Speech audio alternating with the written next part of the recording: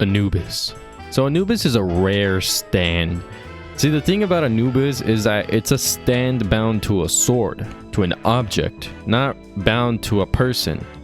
Back when Anubis was first created by a guy named Caravanserai, who was the blacksmith that created the sword that Anubis is bound to, it's unknown whether this guy was a stand user himself or how this happened or whatever, but when Sarai died, Anubis did not die with him, but rather went on without a user and eventually found its way to belonging in a museum warehouse where Dio found and recruited it. It's unknown how Dio knew or how whatever happened in there, but Dio found it, and all of a sudden this sword, which cannot move by itself by the way, was somehow transported into Egypt.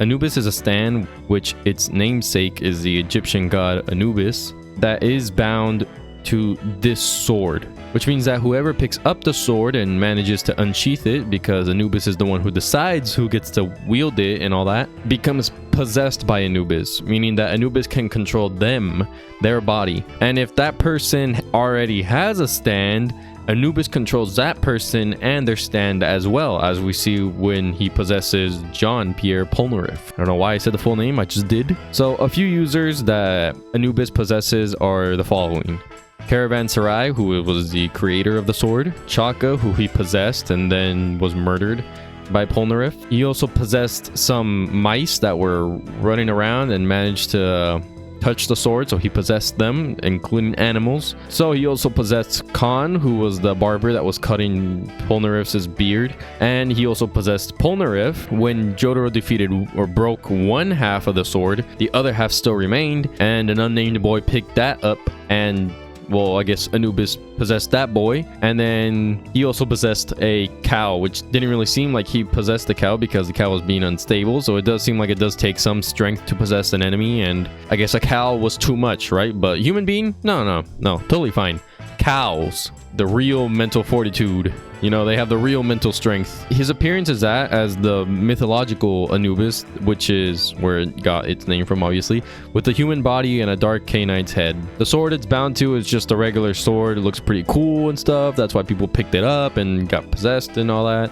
Its abilities include that of, well, mind control / possession. As well, I mentioned earlier, it's able to control anyone who picks up the sword or even touches it. It also has this sort of intangibility ability, because there is a scene where when Chaka is being possessed, he cuts through a pillar but doesn't really cut through a pillar, instead cuts or phases through it and cuts Polnareff instead. He does the same thing when he cuts down his father's friends, where instead of cutting the cow, he just cuts the guy behind the cow.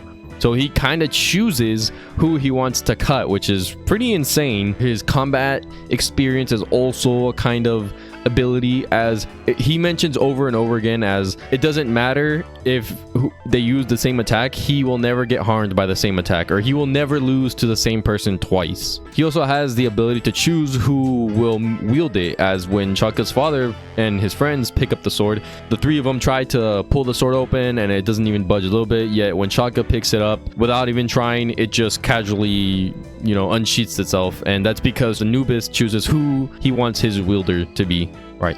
So if we're going timeline wise, then that would mean Anubis is the very first stand to appear chronologically in the timeline of JoJo's Bizarre Adventure, due to it having been around for 500 years or so, which makes it the oldest stand in the series. This kind of contradicts what Polnareff said in part 5, because he goes into detail of how stands first appeared and how they're actually more or less an alien virus that arrived on Earth from a meteorite, and one of those people that got stabbed by or cut by a piece of the meteorite gained a sort of electrical type of stand. That guy died shortly afterwards, but technically that was a stand ability. And so it's kind of like, did that event happen before the 500 years? And if so, it's like, how is Anubis the it doesn't make a lot of sense, but it's very interesting when you think about it. All right, so Israel from the future here, talking about the whole which one came first, the Anubis stand or the lightning stand. I rewatched the scene where Polnareff talks about that. So it turns out that in Greenland, like in tens of thousands of years ago, a meteorite landed in Greenland in a place called Cape York, where, like, I guess a secluded amount of people or a secluded group of people lived. But the thing is, the meteorite landed tens of thousands of years ago. Now, what happened was that a couple of people from like a excavation or a resource team went into the crater and came back out with an unknown illness. Now, that illness is the stand illness. As we know, it was way worse than what Josuke had to go through, you know, to get their stand. But these were the first recorded abilities. One of those, the lightning stand that came out of the guy's finger, was the first known recorded ability. Now, this was in 1978. Part 3 took place in 1989. And Anubis was created 500 years before Part 3 took place. That would mean that Anubis is still the first stand, but the first unknown stand according to man, because no one knew, you know? But it was the first canon stand, or the first technical stand in the timeline of JoJo's Bizarre Adventure. Then the first known, or yeah, the first recorded ability of a stand was the lightning stand that one of the men, the excavators or the natural resources people from an expedition discovered, and that guy died later after. And then after there, you know, I guess they just forgot about it or something, or maybe the Speedwagon Foundation has more information about that.